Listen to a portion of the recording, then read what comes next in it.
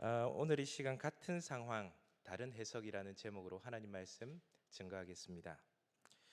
조선 순조 때 관리들의 폭정을 비판하면서 백성을 다스리는 올바른 마음가짐을 가르쳐 주는 목민심서라는 책이 있습니다. 이 책에 보면 여러분들도 잘 아는 글귀 하나가 있어요. 밉게 보면 잡초 아닌 풀이 없고 곱게 보면 꽃 아닌 사람이 없으되 그대를 꽃으로 볼 이리로다. 털려고 하면 먼지 없는 이 없고 덮으려고 하면 못 덮을 허물 없으되 누구의 눈에 들기는 힘들어도 그 눈밖에 나기는 한순간이더라 라는 글귀입니다. 이 글귀를 보고 가슴이 먹먹해졌습니다. 저는 한 가정의 남편입니다. 또한 네 자녀의 아버지이기도 하고 교회를 섬기는 목사이기도 합니다. 가정 안에서 목회 현장에서 똑같은 상황을 보면서 어떻게 해석하며 살았는가 제 자신을 반성하는 시간을 가졌습니다. 아내와 자녀를, 교인들을 고운 눈으로 꽃으로 대했는가? 아니면 미운 눈으로 잡초나 풀처럼 대했는가? 여러분들은 어떠신가요? 동고동락하는 가족들을 어떻게 대하셨습니까? 허물을 덮으려고 하지는 않고 먼지만 보려고 하지는 않으셨습니까? 삶의 치열한 현장인 직장에서 나와 마주하는 이들을 여러분들은 어떻게 대하셨습니까? 일전에 어느 집사님께 이런 장문의 카톡을 받은 적이 있습니다. 좀 긴데요. 천천히 들어주시면 감사하겠습니다. 내용은 이렇습니다. 흙으로 빚어서 구운 그릇을 토기 혹은 옹기라고 하는데 토기는 제법 큰 그릇이라 하더라도 그 값은 별로 비싸지 않습니다. 흙에다 솥뼈를 섞어서 구운 그릇을 본차이나라고 하는데 크기가 자그만해도 토기와 비교할 수 없이 비싸고 뼈의 배합률이 높을수록 값은 한층 높아집니다. 그러므로 여기서 여성분들은 귀담아 들으셔야 됩니다. 흙으로 빚어 만든 남자와 갈비뼈로 만들어진 여자는 그 값을 비교할 수 없습니다. 왜냐하면 여자는 100% 본 차이나이기 때문입니다. 따라서 여자가 남자보다 비싼 것은 창조의 원리입니다. 재밌죠? 이후에 중략하고 1만 원짜리 지폐와 5만 원짜리 지폐를 비교해 보시면 알게 됩니다. 역사상 가장 위대한 세종대왕도 5장을 모아야 평범한 여인 심사인당 1장과 맞먹습니다. 그러니까 남편들은 비싼 몸이신 아내를 하늘처럼 섬겨야 합니다. 혹시 옆에 계신 분이 아내라면 이렇게 인사하겠습니다. 하늘처럼 잘 섬기겠습니다. 인사하세요. 섬기기 싫습니까? 하나님을 섬기든 아래를 섬겨야 가정이 평안한 법이거든요. 다시 한번 인사하겠습니다. 하늘처럼 잘 받들어 섬기겠습니다. 네, 섬길 마음이 많이 있지는 않군요. 알겠습니다. 여러분, 인생길에서 해석은 참 중요하죠. 성경은 믿음을 무엇이라 표현합니까? 다양하게 정의할 수 있지만요, 저는 이 해석을 참 좋아합니다. 믿음은 해석이다 라는 표현을 참 좋아해요. 함께 예배드리고 있는 여러분은 삶 속에서 일어난 일을 어떻게 해석하십니까? 믿는 사람의 해석과 믿지 않는 사람의 해석이 달라야 우리는 구별된 인생을 살아갈 수 있습니다. 오늘 말씀은 야곱의 이야기인데요, 특히 야곱이 고향으로 돌아가던 중에 일어난 사건을 기록해 두고 있습니다. 창세기 27장에 보면 야곱은 쌍둥이 형 에서가 받아야 할 장자의 축복을 부당하게 가로채는 일이 발생하죠.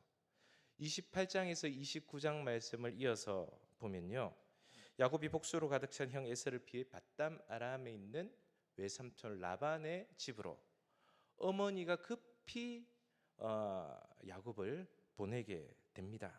우여곡절 끝에 이 야곱은 거기서 큰 부를 이루게 되고 20년 만에 고향으로 돌아오게 되죠. 오늘 본문은 고향으로 가던 길에 야곱이 가장 사랑했던 아내 라헬이 아마 만삭이었던 것 같아요. 난산 중에 목숨을 잃는 죽음을 맞이하는 그런 내용을 그리고 있습니다. 18절입니다. 같이 한 목소리로 읽겠습니다. 시작. 그가 죽게 되어 그의 혼이 떠나려 할 때에 아들의 이름을 베논이라 불렀으나 그의 아버지는 그를 베냐민이라 불렀더라. 제가 세번역 성경을 찾아보니까 이분을 이렇게 번역해 두고 있어요. 그러나 산모는 숨을 거두고 있었다. 이 산모는 라헬입니다. 라헬은 숨을 거두고 있었다. 마지막 숨을 거두면서 자기가 낳은 아들의 이름을 베논이라 하였다. 그러나 그 아이의 아버지 누굽니까? 야곱입니다. 야곱은 아들의 이름을 베냐민이라고 하였다. 참 의미심장한 내용이 여기에 들어 있습니다. 라헬은 마지막 숨을 들이쉬고 내쉬면서 자신의 태에서 막 태어난 핏덩이 아들의 이름을 베논이라고 부릅니다. 여러분 한번 생각해 보십시오. 갓 태어난 핏덩이 아이에게 젖한번 물리지 못한 비정한 모성애를 한번 생각해 보십시오. 태어나는 순간 어머니를 잃고 생모의 젖을 빨지 못하게 된 이 아이의 상황을 한번 생각해 보십시오. 얼마나 슬픈 일입니까? 라헬이 베논이라고 부른 것은 어쩌면 지극히 당연한 그런 이름인지 모릅니다. 그런데 그 옆에서 가만히 듣고 있던 야곱이 즉시 그 아이의 이름을 바꾸어 부르기 시작하는 거예요. 뭐라고 부릅니까? 베논이라고 부르지 말고 베냐민이라고 합시다. 여러분, 베냐민의 뜻은 오른손의 아들이라는 뜻입니다. 이 슬픔의 아들에서 오른손의 아들이라는 이름으로 바꾸어 준 거죠. 성경은 오른손 혹은 오른편은 하나님의 권능을 나타내는 의미를 담고 있습니다. 베드로가 좌우를 구분 못하는 어린아이 신앙일 때 주님은 말씀하시죠. 내 그물을 배 어디로 던지라고요? 오른편에 던지라. 이 말씀에 순종하자 그물이 찢어질 정도로 고기가 많이 잡혔습니다. 자기 욕망대로 헛그물질하면서 살았던 베드로가 하나님의 권능을 붙들었을 때 오른편을 선택했을 때 기적의 역사가 일어난 것입니다.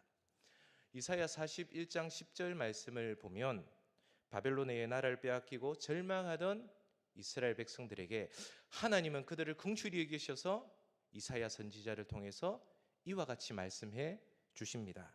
두려워 말라 내가 너와 함께 함이라. 놀라지 말라 나는 내 하나님이 됨이라. 내가 너를 굳세게 하리라. 참으로 너를 도와주리라. 참으로 나의 의로운 무슨 손요? 왼손? 아니고 오른손. 오른손으로 너를 붙들리라. 여러분, 오른편, 오른손은 하나님의 능력을 상징합니다. 오른편에 그물을 던지라. 내 오른손으로 너를 붙들리라. 다시 말씀으로 한번 돌아가 볼까요? 베냐민의 뜻은 뭐라고 했습니까? 오른손의 아들이라는 뜻입니다. 여러분, 여기에서 오른손은 누구의 손이겠습니까? 야곱의 손요? 아니요. 하나님의 손입니다. 두말할 필요 없이 하나님의 손이에요. 이 야곱은 이 아이가 비록 어머니 없이 자라게 될 인생이라 하더라도 하나님의 손에 붙들려 있기만 한다면 기적을 창조하는 인생, 믿음을 재생산하는 인생으로 살아가게 될 것을 믿고 이 아이 이름을 베논이 대신 베냐민이라 고쳐 주었던 것입니다. 여기서 같은 상황을 바라보는 라헬과 야곱을 보십시오. 똑같은 상황입니다. 상황이 다르지 않아요? 같은 상황입니다. 그런데 라헬은 슬픔의 아들이라고 생각했고 이 야곱은 오른손의 아들이라고 이름을 붙입니다. 라헬은 슬픔의 상황이라고 생각했고, 야곱은 하나님이 붙드시면 이 상황이 놀라운 반전의 역사가 일어날 수 있는 믿음의 상황이라고 여겼던 것입니다. 여러분, 믿음이 무엇입니까? 여러분, 믿음으로 살자 말은 많이 하시죠. 진정 믿음이 무엇일까요? 어떻게 해석하느냐? 그게 믿음입니다. 여러분, 우리는 똑같은 상황을 마주대하는데 이 상황을 어떻게 바라보고 해석하느냐에 따라서 그 과정과 결과는 천양지차가 나는 것이죠. 예수님의 제자들은 날 때부터 맹인이었던 사람을 가리켜 그가 맹인된 것이 누구의 죄 때문인지 예수님께 물었습니다. 제자들은 아마 이렇게 생각했던 것 같아요.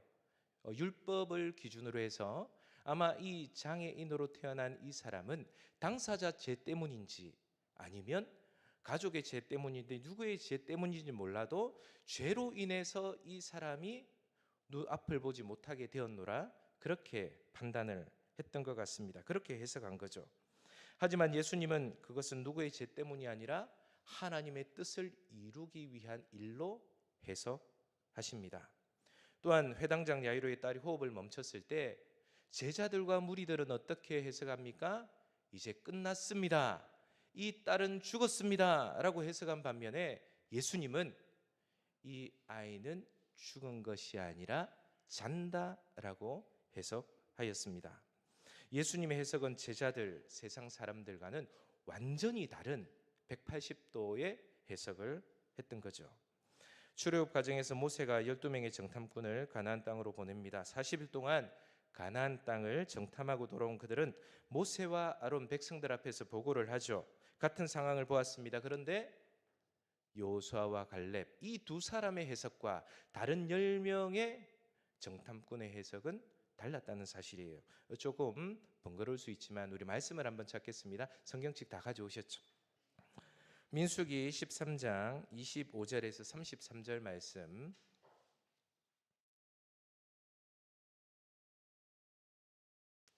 민수기 13장 25절에서 33절 말씀입니다.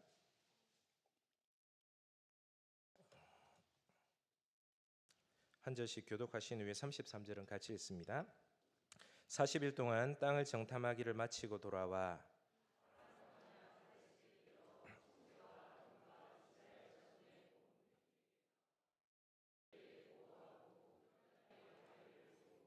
모세에게 말하여 이르되 당신이 우리를 보낸 땅에 간즉 과연 그 땅에 젖과 꿀이 흐르는데 이것은 그 땅의 과일이니이다.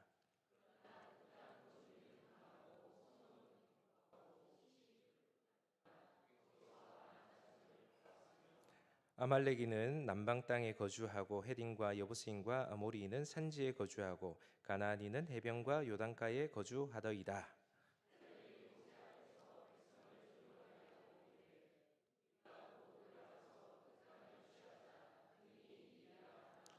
그와 함께 올라갔던 사람들은 이르되 우리는 능히 올라가서 그 백성을 치지 못하리라. 그들은 우리보다 강하니라 하고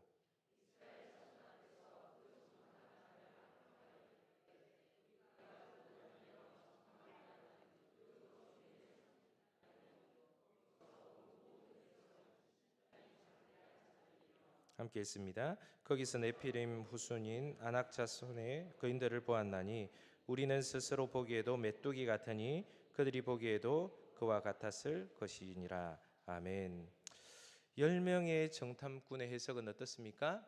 우리는 가나안 땅에 가보니까 그 사람들에 비해서 메뚜기 같습니다, 보잘것없습니다 라고 그 상황을 해석합니다. 그런데 같은 상황을 보고도 다르게 해석한 두 사람이 있습니다. 누굽니까? 여호수아와 갈렙인데요. 민수기 14장 6절에서 10절 말씀을 우리 다시 한번 찾겠습니다. 민수기 14장 6절에서 10절 한 장만 넘어가면 되죠. 한 절씩 교독합니다. 그 땅을 정탐한 자 중 눈의 아들 여호수아와 여분의 아들 갈렙이 자기들의 옷을 찢고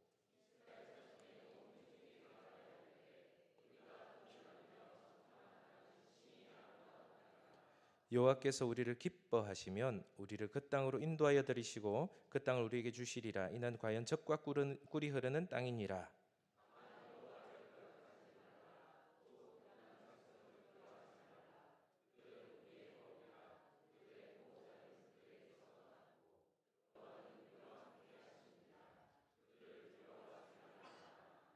함께 했습니다. 온 회중이 그들을 돌로 치려 하는데 그때 여호와의 영광이 회막에서 이스라엘 모든 자손에게 나타나시니라. 아멘. 10명의 정탐꾼의 해석은 우리는 메뚜기 같아요. 우리는 그들에 비해서 아무 힘 없어요 라고 얘기하는데, 여호수아와 갈렙은 어떻게 얘기합니까? 하나님께서 함께 하시면 그들은 우리의 먹입니다.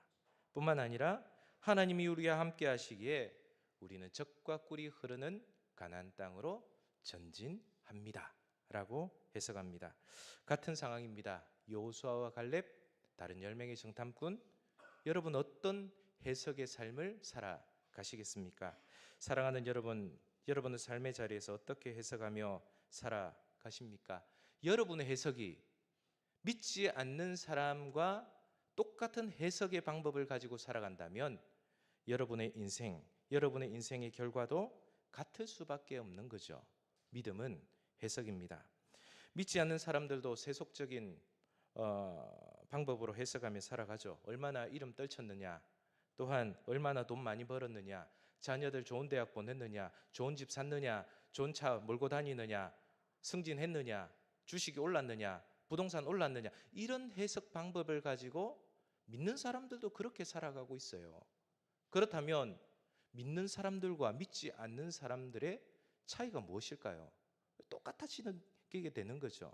믿는 사람들은 같은 것을 보고서도 다르게 해석하는 눈을 키워야 하는 것입니다. 이런 시각으로 예수님과 바울을 바라본다면 십자가에 달리신 예수님, 참수형을 당한 사도 바울은 실패자 중에 실패자입니다. 그래서 많은 사람들이 성공으로 보이는 실패의 길을 오늘도 걸어가고 있는 거죠. 믿음의 사람들은 실패처럼 보이는 성공의 길을 걸어갈 수 있는 사람들이 되어야 할 것입니다. 콜린 파월 장관의 이야기로 말씀을 정리하고자 합니다. 콜린 파월 장관은 부시 미국 대통령 당시 최초의 흑인 국무장관이었습니다. 그는 아르바이트를 하던 공장에서 다른 인부들과 함께 열심히 도랑 파는 일을 했대요. 그때 한 사람이 삽에 몸을 기댄 채 회사가 충분한 임금을 주지 않는다며 불평합니다. 뭐 그럴 수 있죠. 그 옆에서 한 사람은 묵묵히 아무 말 하지 않고 도랑을 팝니다. 이 두 인부가 콜린 파월 장관의 눈에 들어온 거예요.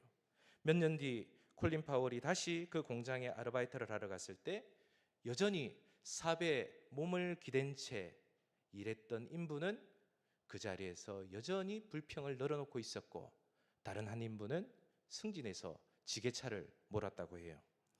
또 여러 해가 흘러 그곳에 갔을 때 삽에 기댄 채 불평만 하던 그 사람은 원인 불명의 질환으로 장애인이 되어 회사에서 쫓겨났지만 열심히 일했던 그 사람은 그 회사의 사장이 되었다고 합니다. 이 두 인부의 모습을 보면서 이 콜린 파월 이 장관은 큰 교훈을 얻었다. 후일에 그렇게 이야기한 적이 있습니다. 콜린 파월의 이야기에 등장하는 두 인부 같은 상황입니다. 똑같은 인부입니다. 그러나 한 인부는 계속 부정적인 상황만 쳐다보고 있습니다. 다른 인부는 긍정적인 상황으로 바꾸려고 애를 쓰고 있습니다. 같은 상황이지만 다른 해석을 했던 것이죠. 여러분, 서양의 속담 중에 이런 말이 있습니다. 행복은 언제나 감사의 문으로 들어와서 불평의 문으로 나간다. 여러분 따라할까요? 행복은 감사의 문으로 들어와서 불평의 문으로 나간다.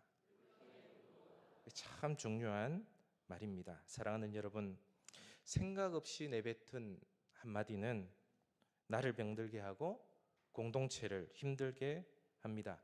우리는 사순절을 보내고 있습니다. 회개가 뭘까요?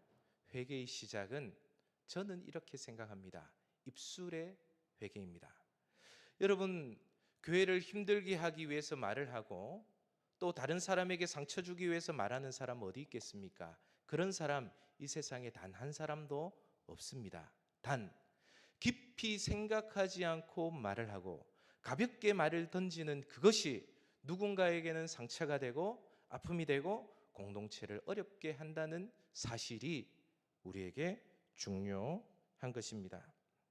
저는 여러분들의 아픔과 수고, 걱정과 염려 다 알지는 못합니다.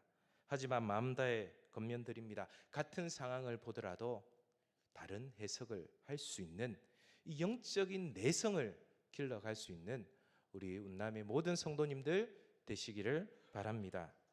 베노니를 베냐민으로 해석할 수 있는 그 믿음의 시야만 여러분 인생에 열린다면 아무리 힘든 상황이라도 넉넉히 그 어려움을 극복하고 새롭게 날개를 치며 비상할 수 있는 은혜가 주어질 줄 믿습니다. 바른 믿음의 해석을 통해 하나님의 뜻 이루어가는 우리 귀한 운남의 공동체가 되시기를 간절히 축원합니다.